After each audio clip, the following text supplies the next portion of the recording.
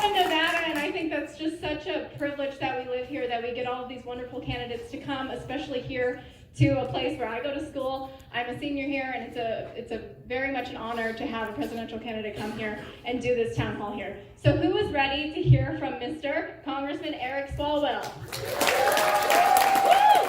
Come on, louder!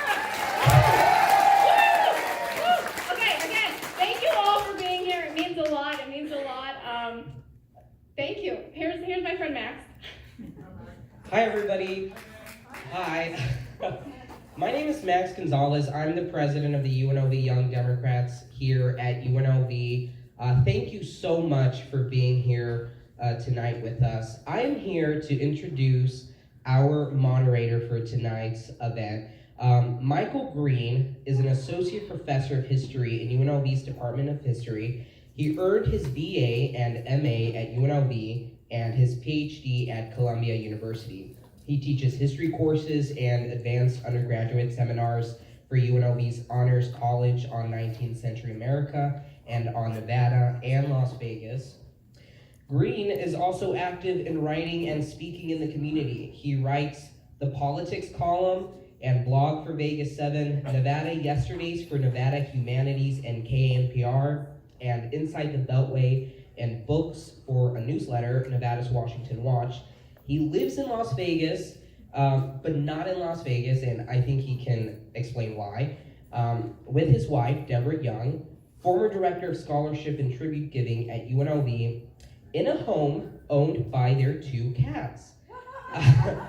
Well, please, let's give a warm welcome to our moderator, Professor Dr. Michael Green.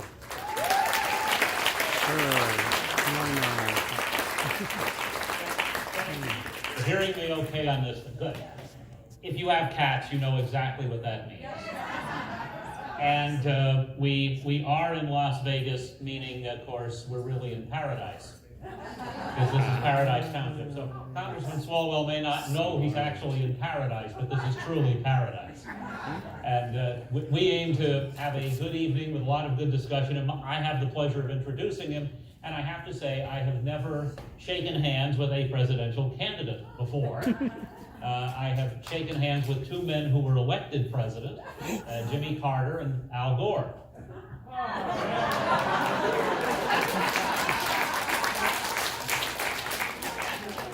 So to make the proper introduction, Representative Swalwell is serving his 4th term representing California's 15th congressional district. He was born in Iowa and spent his early years there. His father was a chief of police, and he's certainly going to spend some more time in Iowa now. He and his family moved to Dublin, California, east of San Francisco and Oakland. He went to the University of Maryland, where he held several positions in student government. So some of you who are active, you get to go to Congress someday. He also was a deputy DA for Alameda County and a city councilman in Dublin, and served on Dublin's Heritage and Cultural Arts Commission. Yeah, we history professors appreciate this. And he was elected to the House seat in 2012 by defeating a 20-term incumbent. He is 38, married, the father of a son and a daughter he will talk about. What he does in Congress, as co-chairman of the Democratic Steering and Policy Committee, he helps sets the policy agenda and committee assignments for House Democrats. As founder and chairman emeritus of the Future Forum, he has been the House Democrats' point man on outreach to millennials, the nation's biggest, most diverse, and best educated generation. And he has proceeded according to the radical theory that social media can be a vital form of communication. Very radical theory these days.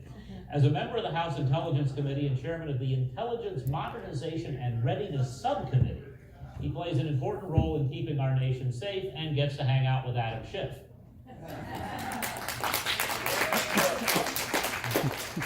As a Judiciary Committee member, he is an outspoken voice for upholding the rule of law and equality, and gets to hang out with Jerry Nadler. So tonight he's come to hang out with us.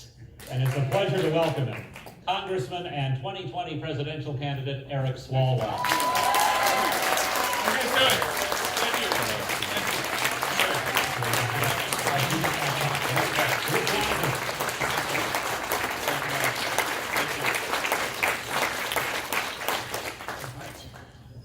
floor is yours. Well, good. Well, thank you, Dr. Green. Thank you, Lynette, for getting us started, and Max and the UNLV Democrats. I just want to also mention, because Dr. Green, you brought it up, that I was on the Arts Commission. And for anyone who is thinking about going into public office, I came home after law school to where I grew up in Dublin. And I came in kind of hot. You know, I had done an internship on Capitol Hill, and I thought I was ready to dive right in and run for city council. And a mentor gave me probably the best advice. He said, no. He said, don't just come in and aim for a particular office. Start to get to know your community, find the issues you care about, and then find the office where you can serve. And I said, great, well then I guess I'll go for the planning commission. He said, no. Planning commission, that's a big deal. It's development, it's how the city grows and builds out. He said, why don't you start with the arts commission? And I said, what the hell do I know about art? And he said, exactly. You're gonna learn how the city works inside out. And if I had not followed his advice and just ran for city council, two things would have happened. I would have lost badly, and I probably would have been so demoralized that I would not have run for any other office. And so that's my advice, unsolicited, to our students here today, is find the issues you care about, get to know the community that you're involved in, and you'll find your office. So I want to thank what you've done here as young Democrats, as college Democrats, to help us in 2016, a time across the country where we were losing in Wisconsin and Pennsylvania and Michigan. You were the bright light in a foggy harbor. You picked up a House seat and you delivered the first Latina senator to the U.S. Senate. You showed us how to do it. And then in 2018, you didn't stop there. You sent a majority of women to your state legislature. You won the state house, added a senator, and kept the House. So now we're in the majority in the House of Representatives. We've cut our time in hell in half in our country. And when you watch the State of the Union this year, it looked a little different. Because Speaker Pelosi was sitting behind the president. You did that. You did that. But I'm running for president because I don't want to play defense every year that I'm in Washington. And you don't want to be playing defense every year that you're asked to fire people up and go to the polls. It's time to go on offense. And going on offense for me means working to bring the promise of America to all Americans. Here's the promise. No matter who you are, where you're from, who you love, who you worship, if you work hard, it should add up to doing better for yourself and dreaming bigger for your kids. It's a promise I saw fulfilled for my parents. I was born, as Dr. Green said, in western Iowa. My dad, a cop. My mom, she made doll houses in our garage, baked wedding cakes in the kitchen, sold them to the community, and in our living room had a very large, probably unlicensed daycare facility. Kids just running around everywhere. But they had a simple dream, that if they worked hard enough, it would add up to their firstborn son being the first in the family to go to college. We chased that dream all over the country. We moved from Iowa to Oregon, up and down California, and they put me to work as soon as I was in, on a paper route at age 9. And you can learn a lot about whether the American dream is reaching every house, riding your bike at 6 in the morning on a paper route. I saw big houses and I saw small ones. I saw houses with 2 new cars and houses with none. And I saw some houses that didn't even receive the newspaper at all. And on Sundays, I'd take the big Sunday paper, I'd circle the real estate section and the homes I thought we could afford, and I'd put it right in front of my parents at the breakfast table, hoping that we could root ourselves in a community. Because we had moved so many times, 11 different houses before I went to high school, 9 different schools, living with grandparents and aunts and uncles. And I saw, when I was 14 years old, my parents were able to buy a home, root us in a community, give me stability. The promise of America was starting to add up for them. I went on to college on a soccer scholarship, went to law school back east, and came back home and I worked as a prosecutor. And from the courthouse, I saw that that promise of America was not reaching all Americans. I would sit in interview rooms or go out to apartment buildings in West Oakland. And too often I was talking to a young black man who had witnessed his young black friend murdered. And I could hear the piercing sounds of police sirens outside. I'd see the payday lenders and the liquor stores across the streets. And I'd hear about the schools where the best technology was an overhead projector.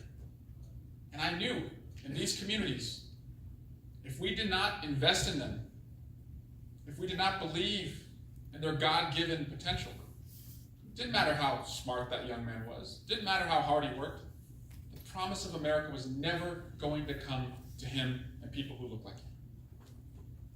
I got to Congress at age 31, as Dr. Green mentioned.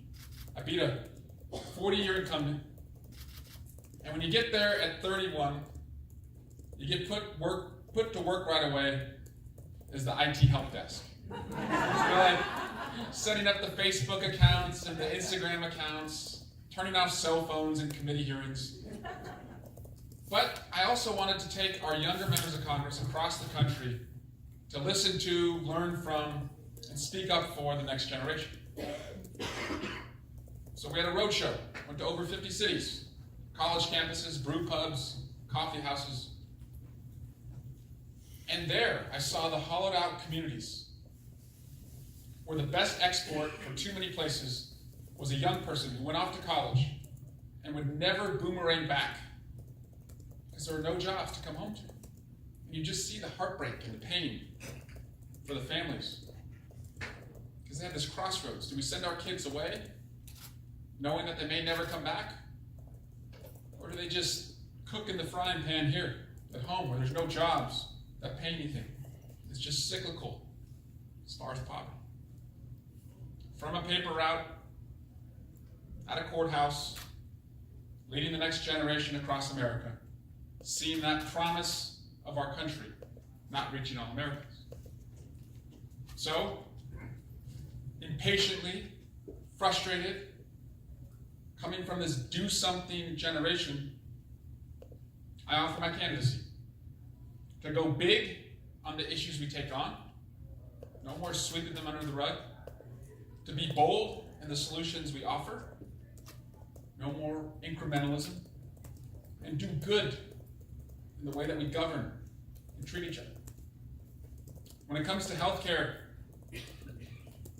I believe it's time that once and for all, we have coverage for all.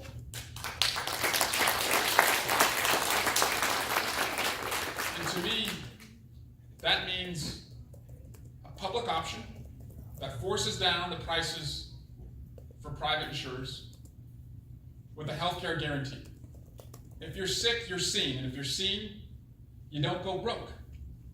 But in that spirit of going big and being bold, I hope it's not just a debate this upcoming election about coverage.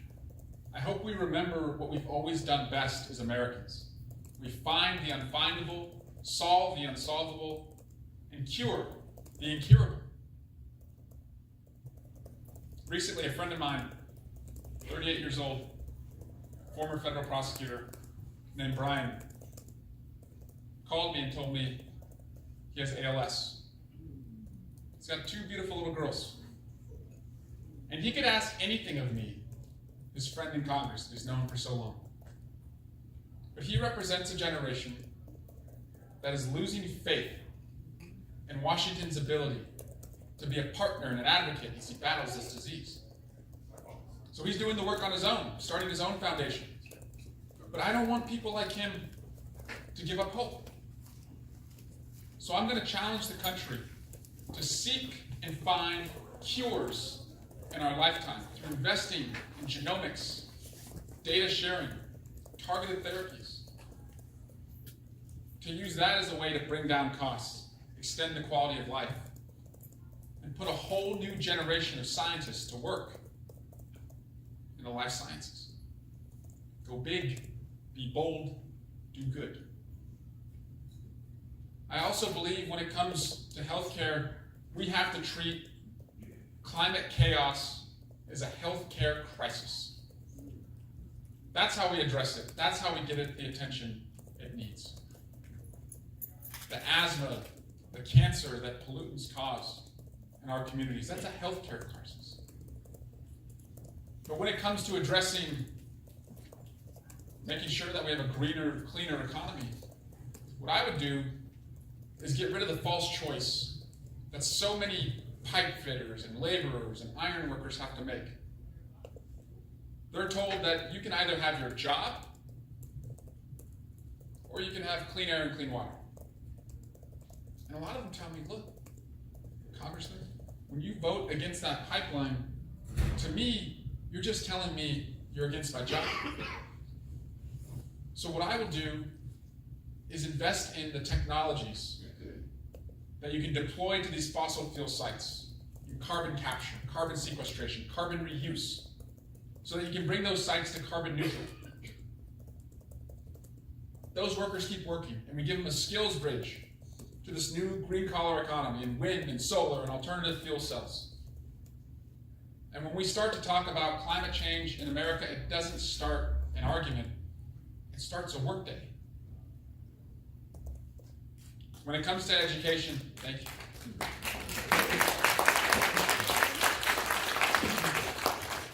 When it comes to education, I believe a child's zip code should not determine his or her destiny. And that's the case in America. So I will view school construction as a federal infrastructure responsibility. We should invest in modern schools, renovating schools in every community, not just the wealthy ones. And when it comes to our teachers, we will value them, we'll pay them what they're worth, and we'll make sure they're respected again in our community.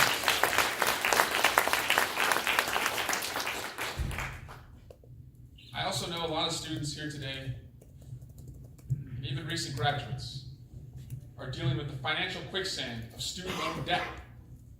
I am too. 40 million of us, $1.3 trillion in student loan debt. I'm paying off just under 100,000. I know what it means to see that money go out the door when you'd rather use it to start a family, save to buy your first home, take a good idea, and start a business. So what I'm proposing is two things for student interest. One, the government should not make a single penny off student interest loans. 0% on student interest loans. 0% interest on student loans. And employers should be able to contribute tax-free to an employee's student loan debt. Just like a 401k. And when it comes to college, no longer should that word be associated with the word that so many of you associated with today. Debt. So I'll offer a college bargain. If you do work study at a public university, and when you get out of college, take your first job, you do volunteer community service hours in places that need it, you'll get a debt-free education. If you work for college, college should work for you.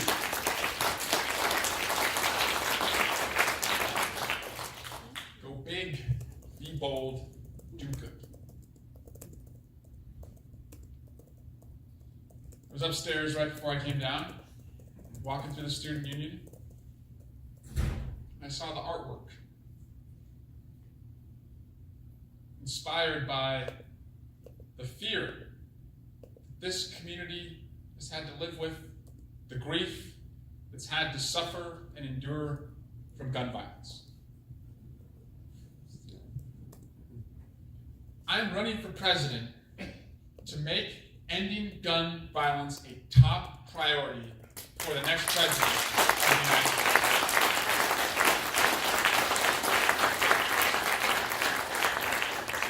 I don't want to see any more paintings like I saw upstairs.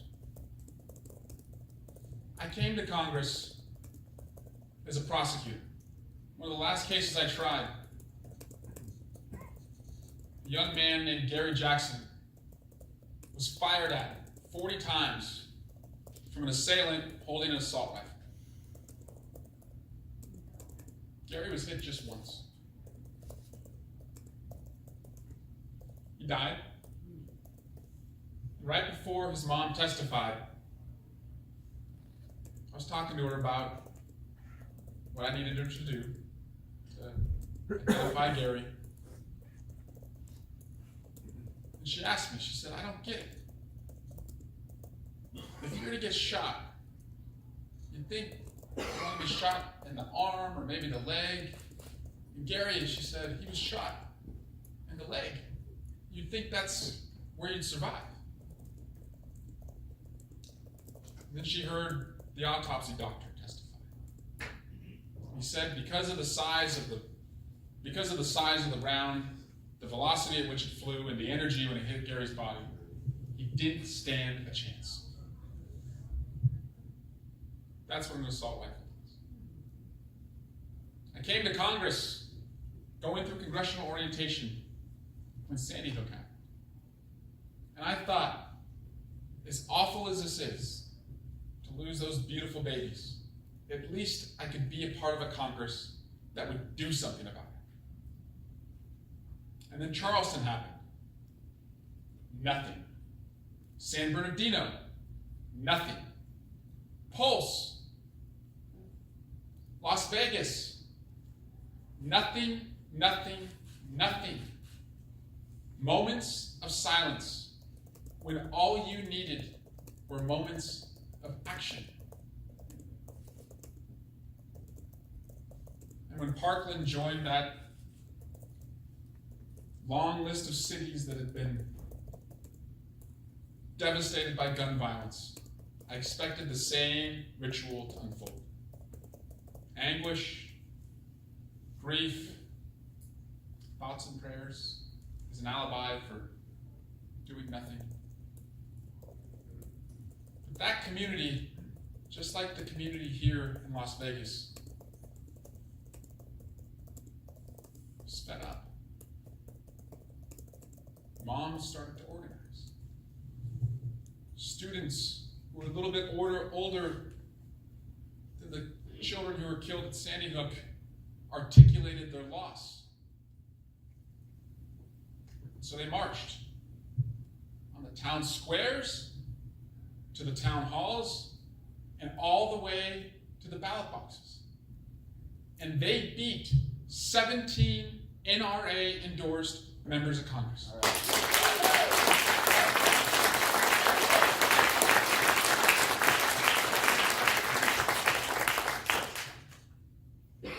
And you're telling us in Las Vegas, they're telling us in their schools, that their right to learn without fear, a mom's right to hug her beautiful little baby when she comes home, all of our rights to dance at a concert, laugh at a theater, pray and worship at a synagogue and a mosque and a church, that those rights are greater than any other right in the Constitution. Period.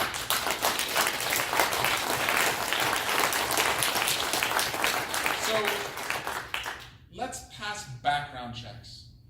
Not just because 93% of Americans support it, so do 73% of NRA members. But I also believe we have to take weapons that only belong on battlefields off of our streets.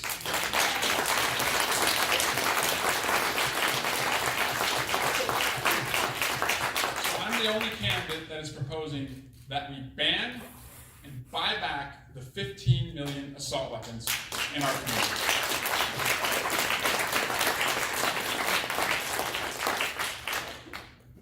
And for the cities where so many are taken, where we don't know their names, we never hear their stories, let's Let's invest in gang violence prevention programs. Let's invest in community-oriented policing. I'm not afraid of the NRA.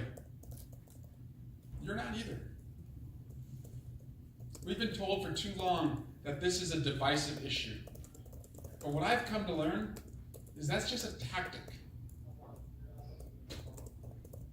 It's divisive for a very vocal, tweeting, bullying minority. But they don't represent the overwhelming majority of us who believe you can keep your rifles, keep your pistols, keep your shotguns, but let's take the most dangerous weapons out of the hands of the most dangerous people. Go big, be bold, be bold. I just want to tell you what I mean when I say do good. First, it means that the President of the United States respects his own intelligence community over the word of Vladimir Putin.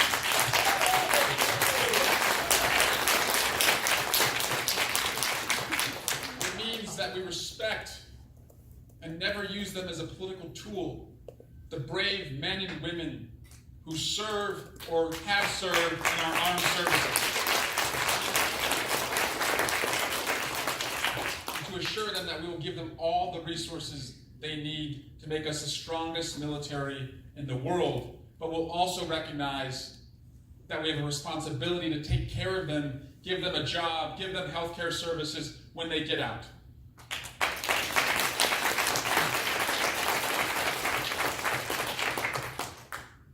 It means that you denounce white nationalists even when they praise you. That you respect a free press even when they criticize you. And the Department of Justice even when they investigate you.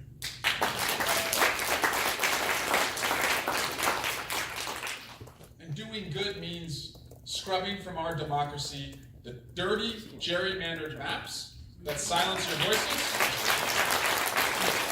and the dirty money that just pollutes our ability to get things done. So I'm the son of two Republicans. I'm ready on day one to work with Republicans because I've been reaching across the dinner table, reaching across the aisle. I go on Fox News for a couple reasons. First, you get to brief the president directly. Don't want to miss that chance. Second, it's the only way my parents would be able to see me on TV because they're not watching MSNBC. But third, I really deeply believe we cannot dismiss any person who only wanted a bigger paycheck, lower healthcare costs, and a brighter future for their kids. But we should dismiss every single second the person who is so utterly incompetent that he can't deliver for them. We're big, we're bold, we're big. So in the next 2 years, with this majority in the House, we'll protect what has had a wrecking ball taken to it. The 4 freedoms that Franklin Roosevelt promised every man, woman, and child. The freedom of speech. The press are declared the enemy of the American people. The freedom of worship, a Muslim ban in a country whose symbol is the Statue of Liberty. The freedom from fear. Every day, the fear-mongering of being told about a new scaravan that's being invented on our southern border. And the freedom from want. Proposals to take away from Social Security and Medicare that you work so hard to pay into. So tax cuts that went to 1%, 83% of the benefits to 1% of Americans. We'll restore those 4 freedoms. But in that spirit of going big and being bold and doing good, we'll add a 5th freedom, a uniquely American freedom. The freedom to dream. The dream that my parents dreamed for me when they believed that their hard work would add up to their son being the first in the family to go to college. The dream that every Las Vegas family dreams for their kid. That if they're free to learn, free from discrimination, free to drink clean water and breathe clean air, free to vote, and that some 9-year-old who was riding her bike on her paper route this morning, freezing her little face off, and looking at the biggest house on the block, could believe that this is still a country where her hard work could add up to living in it one day, then you're free to dream. That's the promise of America. I'm here asking for your help to bring it to all Americans. And with that, I'd be happy to take your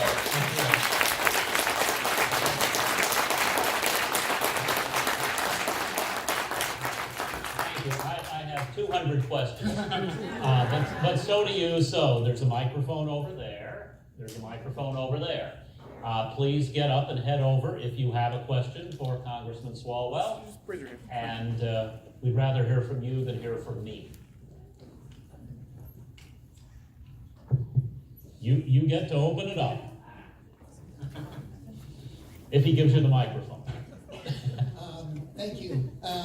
Eric, I was wondering what you would do to reverse this absolute disaster of the FCC.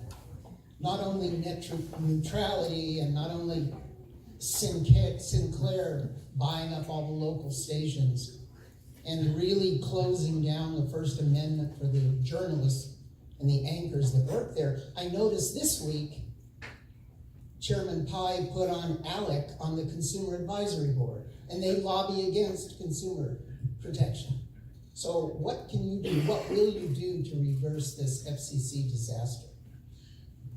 First, I would have a Department of Justice and an Attorney General that enforce the antitrust laws that we have and make antitrust a priority for increasing competition and making sure, especially when it comes to technology, that everyone can compete, not just the giants. I just voted last week, for net neutrality, so that's something that I deeply believe in, and I know priority for you to make sure you're not charged for there's, throttling, for any of the sites that you want to visit. And remember, a lot of these companies that are against net neutrality, they started in the garage too.